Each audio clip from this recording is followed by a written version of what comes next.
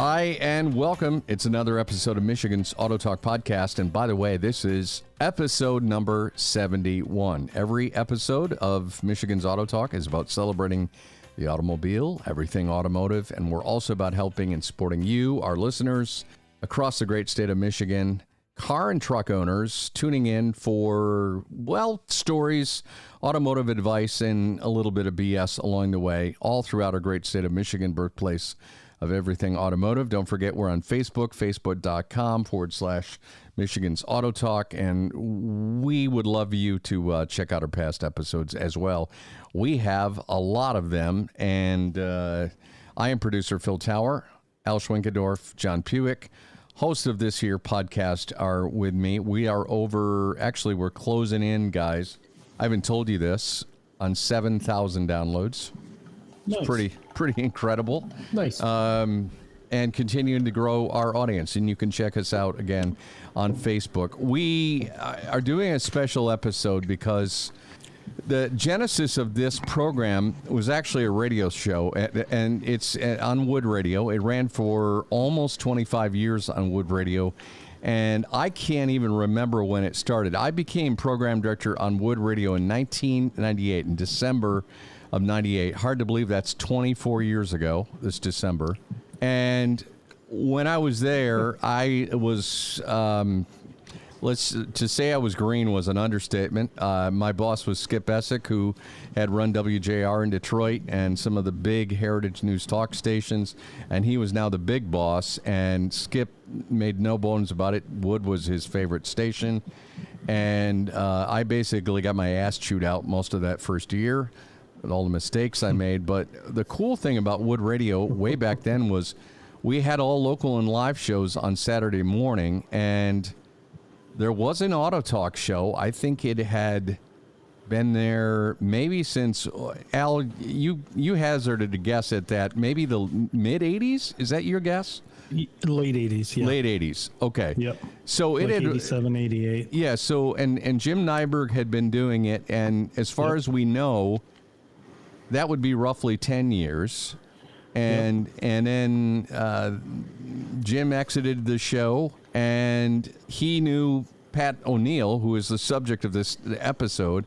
And Pat filled in for him a lot. Yeah, a lot. Over the last 2-3 years, and then I think Pat finally just said, "You're in or you're out. You know, don't call me anymore," because I get a phone call from Pat at 11 o'clock on Friday night saying, "Jim just called. He's not going to make it tomorrow. Can you make it to the show?" Yeah. And that happened month after month. And, Pat being Pat just said, crapper, get off the can. And Jim left, and Pat jumped in, and we worked together on it for many, many years. And that involved into his grandson, Sean, and John coming on, and it's been cool.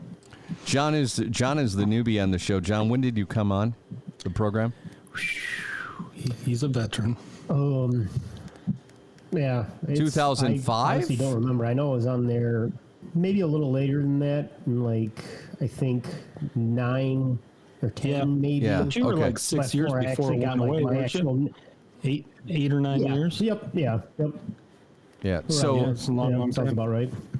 So I got, I got to tell everybody the story about the first time I met Pat O'Neill. I was going to say, and let's just set the stage for people who never met Pat. Al, I'm just going to give you some adjectives here. Okay. Bigger than life. A man's man, sure of the ground he stood on, and a guy you did not want to cross, but also a guy who would give you the shirt off of his back as well, right? And that's the whole thing. He was so complex that everybody, a lot of people judge him on whatever circumstances they met him under, and it could go from very, very cross to unbelievably kind and philanthropic. You know what I mean? First time I met him, I'm 16 years old. Somebody's doing a tranny service in our shop, and the transmission filter kit doesn't have a gasket that goes between the filter and the valve body. Back in those days, delivery happened twice a day. So that car was going to be on the rack. We had 3 of them for 4 hours. And so Bob called up to O'Neill's and said, "Hey, can we borrow a gasket for a C4 tranny filter? I'll have one this afternoon and we'll replace it." "Yep, no problem. Come up and get it." I get dispatched up to O'Neill's. I pull in the front. I walk in the front door, and there's like, much like Verberg's, is like an old church pew up front, and all the guys are sitting there, and Pat is holding court. And I don't know what he's into him about, but he's into him about something. And he gives me that. He had this very nice cheesy grin and everything else when he was pissed off, and goes, "Can I help you?" And I thought, wow, don't kill the messenger. I said, "I'm just from Verberg's. I'm here to pick up a gasket for a transmission filter." And there was a guy named Kim that worked for him, and he got up and he walked out back. And like our place back then, it was a very small shop. It's grew a lot since then. He takes a transmission kit, and you got to remember back then there were 2 Ford trannies, 2 Chrysler trannies, 2 GM trannies, and that was pretty much it. He cut the thing open with a jackknife, and he pulled out a filter, and Pat went ballistic. He goes, "That's exactly what I'm talking to you about. Somebody bastardized that kit." He goes, "Any kit that's open, I'm not going to use to rebuild a transmission, because if the part's not there, what if I forget and don't put it in?" He said, "We do have $3 tranny filter kits. You could just pull a gasket out of one of those, but instead you bastardized a whole, back in the time, a whopping $69 filter or overhaul kit or something like that." And I looked up, and I kind of knew Ted, Sean's dad and Pat's son, because we went to the same high school. We didn't really know each other, but we'd seen each other around. And I looked at him, and he got a little red in the face, and his eyes rolled up. And I just took the gasket, and I went out of there. And I steered clear of Pat for like 10 years after that. But I will say, down the road, after I was established at Verberg's and that, we'd talk more and more. And he, always had his stories about, what's going on, how to make yourself in this world, what to do, what path to follow. And on those early days after Nyberg was out, and we'd go do the radio show, we'd always, 7 o'clock, we'd get done at 8, we'd stop at Forstill's Inn, and he always had toast and jam and a cup of coffee, and we'd sit there and he'd talk and teach me his life lessons. And like Sean said last night at his visitation, there's a lot of history and a lot of knowledge that just died with that guy. I mean, he worked our rules and regulations for state certification. He worked with the state for that. He was an expert witness for hundreds and hundreds of people who had complaints against auto repair facilities and dealerships and stuff like that. He was in high positions in the Aftermarket Transmission Rebuilders Association. I mean, his allocates just go on and on and on. And you had to, I saw every side of him, and some people only see one side of him and judge them. But I mean, that guy, no wonder he lived to 92, because he had to get up and go, because something was on his mind. He had to deal with it. Yeah. And he was a driven guy, and he was also a guy, I had a unique relationship with him as the guy who ran Wood Radio. He, anytime he called me, I knew I had to listen to that call, because I knew he had something important. I never felt like out of that studio a couple times. Yeah, I never felt like I was going to blow him off, and it was like, okay, this guy's not even an employee, but I better damn well listen to him, or this is going to be difficult. And I did, and there were a couple of times, he would let me know if something had happened. He was not shy about letting me know, or if he thought he had an idea, and he did have a lot of times he'd get a hold of me and say, "Hey, I got this idea or that idea." I think some of my most enjoyable memories are, you were there when we hired Rick Beckett and Scott Winters, and those two together were quite a pair. And I think they had Pat, maybe you and Pat on the show a few times, and Rick Beckett and Pat O'Neill, you could make a podcast out of that alone. Oh, yes, you could. And Rick was the kind of guy who, Rick was old enough and he was old school enough. He had a lot of respect for Pat, but he would also play with Pat, which is a dangerous thing.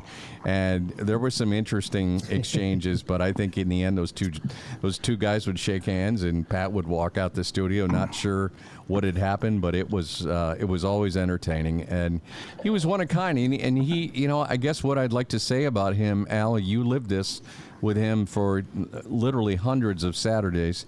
He really cared about the radio show. It was a prideful thing for him, and he loved talking with callers. He took it seriously. He'd take calls off the air.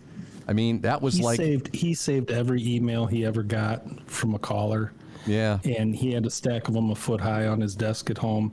And he did. And I will tell you, there was something going on. There was some kind of wood anniversary deal. And when Eris had that record store up at Celebration. Yeah. We went up there and we were on with Beckett right after Terry DeBoer or something like that, and the two got into it, but it ended up jovial and they walked out of there and it was okay. But someday I'll tell you about the time where the door cards quit working and Pat beat me down there and I didn't get in the door because my card wasn't working on time. Oh my God. So I sat out there and waited for him because I know if I went home, he was just going to come visit me and read me the riot act. And I called George and I said, just let Pat know I'm sitting out here and I'll talk to him when he comes down. So it took about a week, but it settled down. But that's the thing that got me, those things that got him upset, like about to call a screener and this and that and everything else. To me, it was just like, we're coming in, we're doing this. Yeah, we're doing it as, it's what do you call that? A public service. Yeah. We're just there for free we didn't get paid for it. We didn't pay to do it. But that wasn't good enough for him. He wanted everything boom, boom, boom, just right. And like I told his kids last night, it's like, he taught me a lot of stuff, and the guy knew a lot of things, and his personality made him make different decisions than what I made, but I took everything he ever told me, and molded over to decide what to do. And I said, half of what he told me to do, I did the opposite, and half of it I did it his way, and it's all worked out okay. He started that business in 1960, which is pretty remarkable. Yeah. I have an immense respect for anybody who starts their own business, and that's not an easy line of business, but that business he built up. He, as his obituary mentioned, he also went out of his way to help and mentor a lot of people. Al, I know you know a lot about that as well. Ran into 4 people I haven't seen in a long time last night at the funeral home that, I wouldn't have gone in my own business if it wasn't for Pat. And the stories go on and on how he did that. And, he went to, it's called Kettering now, it was General Motors Institute. Yeah. And his father was like a service manager at a Chevy dealer in Lowell. And Pat happened to come in there just about the time that the, what was it, John Oldsmobile or Buick that came out with the Hydromatic, like 55, something like that. I think yeah, maybe. And so he just happened to fall in at the right place. Yeah. And then suddenly they find out that this guy can do trannies. So Dale Berger hires him, and he goes down to Berger Chevrolet. And back then they were working on the old inline 6s, and he said that, there's always a line going to the valve grinder because they did their own valve jobs and that right in-house. So Pat went out and bought himself a valve grinding machine, and he went to the junkyard and bought Chevy heads. And at night he'd go whip out 3 or 4 of them and bring them down there, and he could do 2 valve jobs a day because he had a head all reconditioned, ready to go, pop them off, pop them in and go. And he was just getting kind of sick and tired of turning out what he was turning out, but for the Bergers. And that's when he went out on his own. There was a dispute with a service manager and all that kind of stuff too. But anyway, he just, went for it and broke off on his own, and you couldn't outwork him.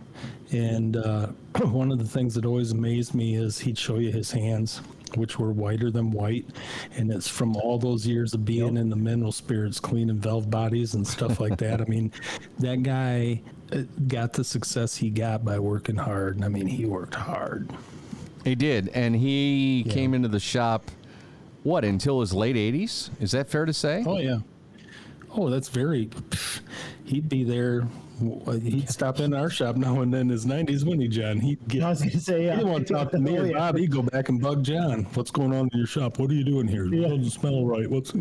And he certainly left. He certainly left a legacy, and we couldn't do this podcast without mentioning that he passed away. This podcast episode will be airing on August 25th. He passed away on August 9th, just a couple of weeks ago. But a lot of people throughout the community were certainly there. His life crossed paths with a lot of people, a lot of business people, a lot of people in the Cascade community. He was a bigger than life person, and he was certainly and will probably be the only person that we memorialize in this podcast because, again, he was a big part of AutoTalk, and the show that meant that much to him when it ended up in his obituary, because he wanted that out there. He was very proud of that. I'm really proud that I got a chance to work with him. I'll never say I was his boss. He was my boss. Whenever the phone rang, I answered it because he was the guy, like you said, Al, when AutoTalk could have fallen apart, you and he were the ones who kept it going, and the rest is history, as they say. So, in the 90s, he was so into his I don't want to say his industry. He rented a bus, like a Greyhound style bus, and got a whole bunch of people across Grand Rapids, and a lot of them were guys that he mentored in the transmission business and were working for dealers or were working for themselves and stuff like that. And the Society of Automotive Engineers had a new group where they you could go in as a technician. There was a technician membership, so you could have some interaction with the guys that build the cars and say, these are the trials and tribulations of fixing what it is that you designed and built. And he took about 50 of us to Detroit and told, got us all signed up in memberships in this, affiliate, SAE, Society of Automotive Engineers.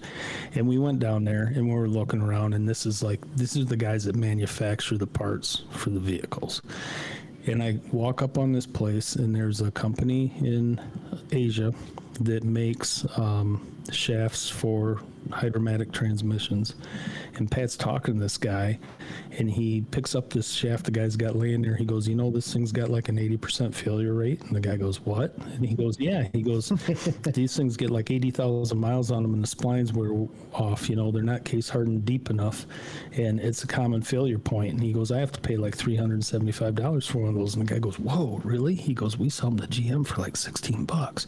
And Pat goes, it's a huge problem. And these guys were all intrigued because here's this guy who isn't the engineer from GM who gives a rip or whatever, they're on to the next project. He's telling them what the real thing is. He gets the guy's business card, and he starts getting, that's how he works. And he is on top of everything. When E85 came out, that was a big thing for him. And I will tell you the most graceful thing I ever saw the man do. He took his old, I don't know, it was a 65 or 66 Buick Electra, big four-door boat, and he went up to a place in Greenville called Green Island, and he filled the thing up with E85. And it's a little cheaper than gas, but I kept telling him the math, it's got to be 30% cheaper, otherwise it's just not going to work and everything else. So he calls me up and he goes, I barely got that damn thing home. I got off of Alden Nash and turned on to M21, and it stalled a couple times, and I just held my breath, and I made it back home. Now I got to pump the gas out of the damn thing and get her going. That was a bad experiment, but he took it. Instead of getting PO'd, he took the risk, and he said something. He goes, it proved me wrong, and he was cool about it, and always respected the guy.